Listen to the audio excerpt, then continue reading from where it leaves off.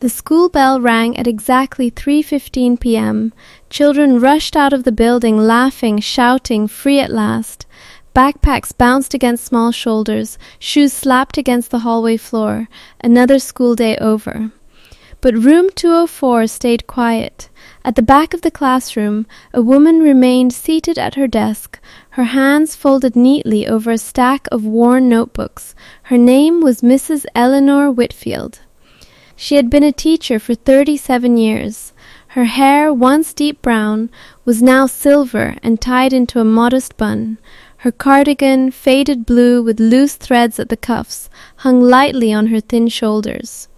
The classroom smelled of chalk dust, old books, and something softer, patience. She stared at the empty desks. Each one told a story. Some desks were carved with initials. Some had gum stuck underneath. One still had a broken pencil left behind. Eleanor never threw those pencils away.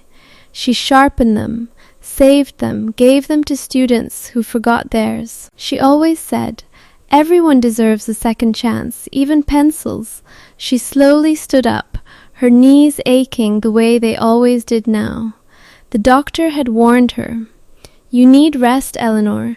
You can't keep doing this, but how do you rest when children still need you?" She walked to the whiteboard and erased the day's lesson. Fractions and kindness written side by side. She always taught both. Outside, the sun was already sinking behind the parking lot. Teachers' cars were gone. Laughter faded into distance. Still, Eleanor stayed. She always stayed. Because tonight, like many nights before, she had nowhere else to go. Eleanor's apartment was small. 1 bedroom, 1 bathroom. No family photos on the walls, only thank you cards from students, carefully taped and yellowed with age. "You believed in me, you saved me, I wouldn't be here without you." She reread them every night. Dinner was simple, soup from a can, sometimes just tea. Her husband Thomas had passed away 12 years earlier. Cancer, fast and cruel. They never had children of their own. "Your students are your children," Thomas used to say with a smile. At first, that was enough. But loneliness grows louder with age, and classrooms don't hug back. The next morning, Eleanor arrived at school before sunrise. She always did. She unlocked room 204 and turned on the lights one by one. She arranged chairs. She wiped the board. She placed a small handwritten note on a desk near the window. "You matter." That desk belonged to Lily Carter. Lily was 11, quiet, thin. Her clothes were always a size too big. Her eyes carried the weight of someone much older. Other teachers said Lily was difficult, withdrawn, unmotivated. Eleanor saw something else. She saw pain. When Lily didn't do homework, Eleanor didn't scold her. She asked gently, "Was it a hard night?"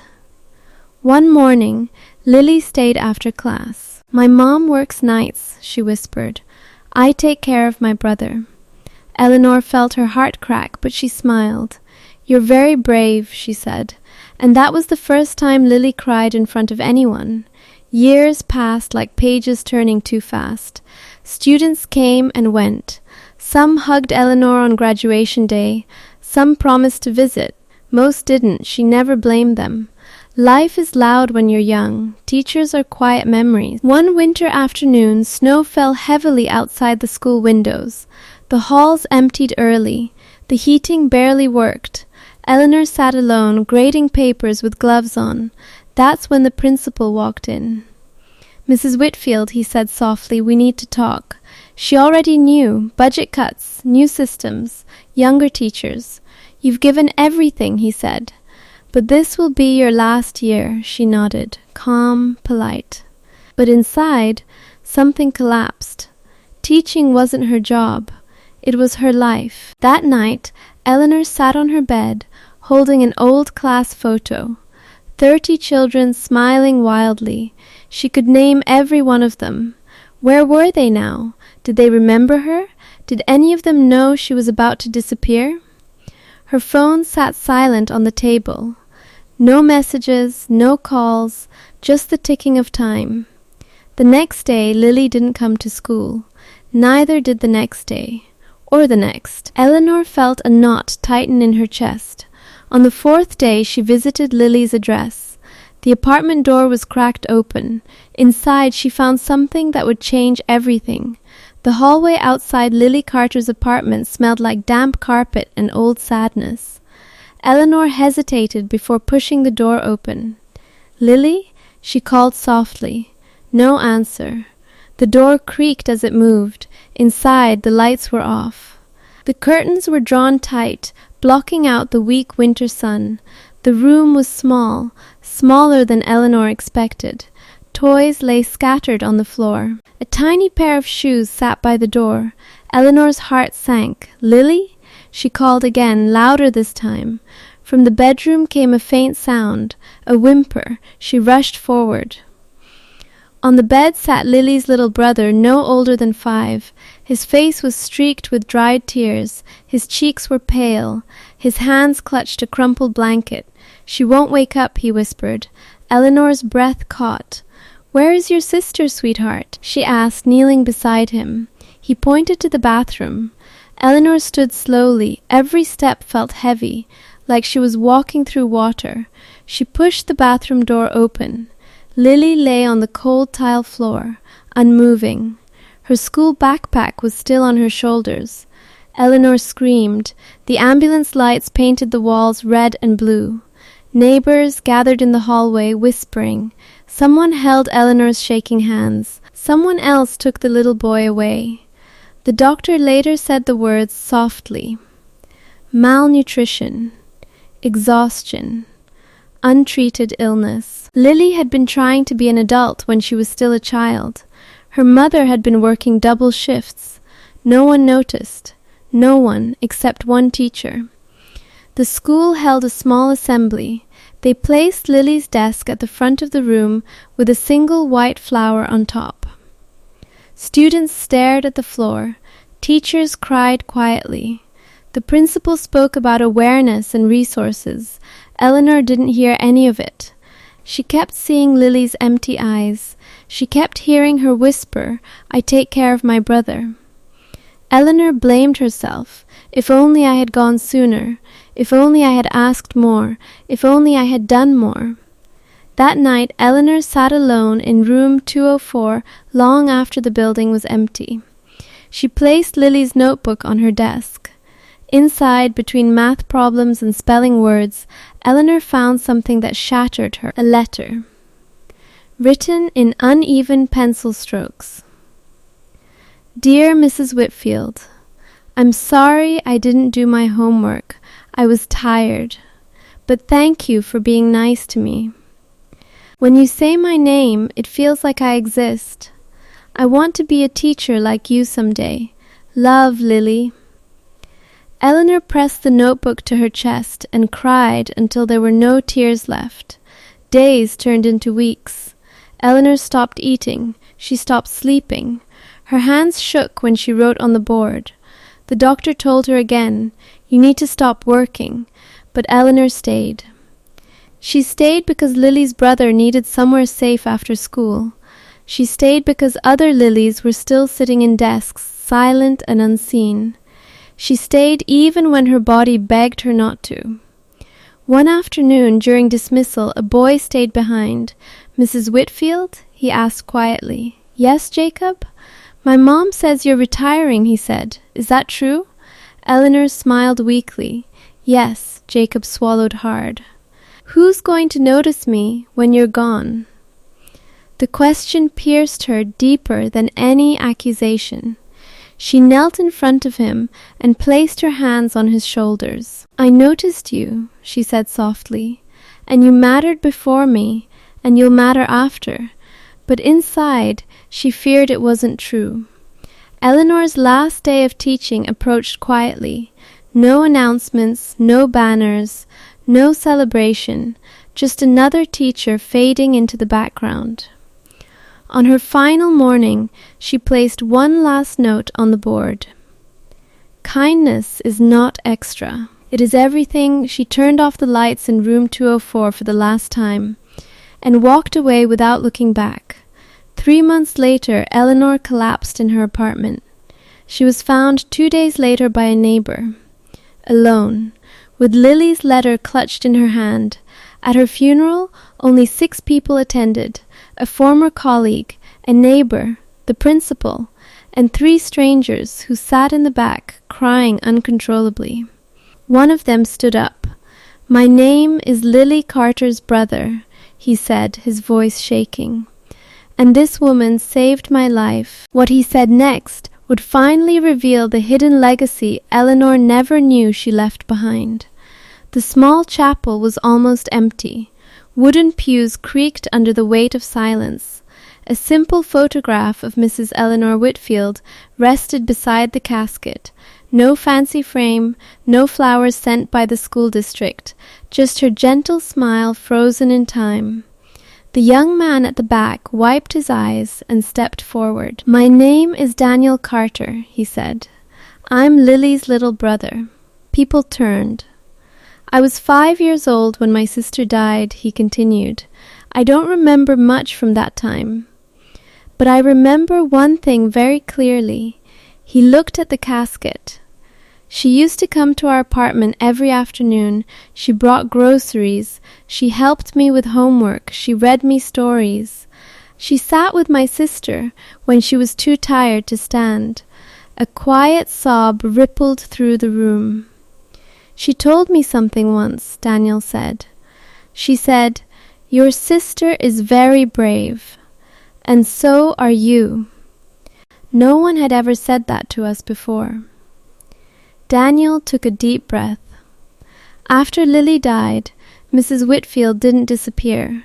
She became my guardian until my aunt could take me.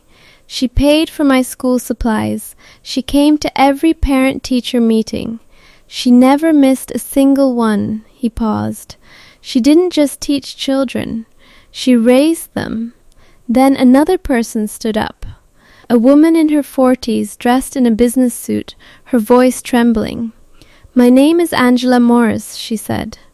"I was in Mrs. Whitfield's class in 1994. Gasps of recognition passed quietly. "I grew up in foster care," Angela said. "I moved homes constantly. Teachers stopped learning my name." She swallowed hard, but Mrs. Whitfield learned it on the first day. And she wrote it on a sticky note and put it on her desk so she'd never forget. Angela wiped her tears. "When I ran away at 16, she found me. She didn't yell, she just said I was worried. That was the first time anyone ever worried about me." Angela looked down. "I'm a social worker today because of her." One by one they stood. A man who became a firefighter because Eleanor once told him he was brave. A nurse who stayed in school because Eleanor bought her textbooks. A single father who learned how to read because Eleanor stayed late after class every day. Stories poured out. Tears followed. Each voice carried the same truth. They had been seen. The principal sat frozen. He stared at the casket, his hands shaking. He remembered signing Eleanor's retirement papers. He remembered thinking she was replaceable. He was wrong. After the funeral, something unexpected happened. Videos began appearing online. Former students posted stories, photos, memories. The hashtag spread rapidly. Hashtag she noticed me. Millions watched. Millions cried. People shared teachers' names. People apologized too late. A local news station ran a story, then a national one. A quiet woman who stayed after the bell became a symbol of everything schools forgot to value. 2 weeks later, the school board made an announcement. Room 204 would be renamed the Eleanor Whitfield Classroom. A scholarship fund was created in her name. A plaque was placed on the wall. It read, "She stayed when others left. She noticed when others didn't. She taught more than lessons." Daniel Carter stood in that classroom years later, now a teacher himself. He touched the plaque and whispered, "I'm here because of you." He turned to his students and smiled gently. and when the bell rang at 3:15, he stayed. Long before room 204 carried her name, long before anyone spoke of legacy, Eleanor Whitfield was already disappearing quietly. Her alarm rang every morning at 5 a.m. She would sit up slowly, waiting for the dizziness to pass, then whisper to the empty side of the bed, "Good morning, Thomas." No one answered. She dressed in silence, pressed her clothes carefully, and packed her lunch, usually nothing more than an apple and a sandwich she often gave away. At school she smiled. No one knew that the smile cost her everything. Eleanor spent her own money on her students, not once, not twice, every year. Shoes for a boy whose soles were falling apart, winter coats left anonymously on chairs, lunch money slipped into backpacks, field trip fees paid quietly at the front office. When the secretary warned her, "You can't keep doing this," Eleanor replied gently, "If I don't, who will?" At night, Eleanor graded papers under a flickering lamp. Her eyesight was failing, her hands trembled, but she kept going, because one day a student named Marcus stayed after class. "I'm stupid," he said, staring at the floor. Eleanor closed his book. "No," she said firmly, "you're tired. And no one has taught you the way you learn." She stayed until sunset. Marcus passed that year. Years later, he sent her a postcard from basic training. She kept it in her drawer until the day she died. When Eleanor's roof leaked, she placed buckets under the drops. When her heater broke, she layered sweaters. When her doctor warned her heart was weakening, she nodded politely and went back to work. She didn't want to rest. She wanted to be useful. On her birthday, no one remembered. She bought herself a small cupcake from the grocery store and ate it alone. She made a wish anyway. Let them be okay. That was always her wish. The school changed. Technology replaced chalk. Policies replaced compassion. Teachers replaced teachers. Eleanor stayed the same. Too gentle, too quiet, too human. She overheard a younger teacher once say, "She's old school." Kids don't need that anymore. Eleanor pretended not to hear. But that night she cried. She kept a notebook labeled names. Inside were hundreds of students. Beside each name, a note, "Needs encouragement." Lives with grandmother, reads better aloud, needs someone to listen. No one ever saw that notebook. It was her heart, written on paper. By the time Eleanor retired, she was exhausted beyond repair, but she smiled at the farewell email sent to the staff. No party, no speech, no thank you card, just silence. She walked out of the building one final time. The bell rang behind her, and for the first time in 37 years, she didn't stay. After Eleanor Whitfield's story went viral, something unexpected happened. Teachers across the country began sharing their own stories of staying late, of buying food, of noticing quiet pain. Parents started calling schools. Students started hugging teachers. For a brief moment, the world remembered something important. Daniel Carter watched it all from his small apartment. He sat at his desk late at night, grading papers, just like she used to. He kept Lily's photo on his bookshelf, and Eleanor's letter framed above his desk. It read, "Teach them gently. Some are fighting battles you can't see." One afternoon, a quiet girl stayed after class. "Mr. Carter?" she whispered. "Can I stay here a little longer?" Daniel smiled. "Of course." The bell rang, and like Eleanor, he stayed. Years later, a new teacher asked him, "How do you know when you're making a difference?"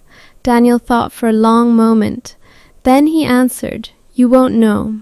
Not now. Maybe not ever. But you do it anyway." At the school, the plaque in room 204 gathers dust sometimes. Students pass it without reading. Life moves on. But occasionally a child pauses, reads the words, and feels seen.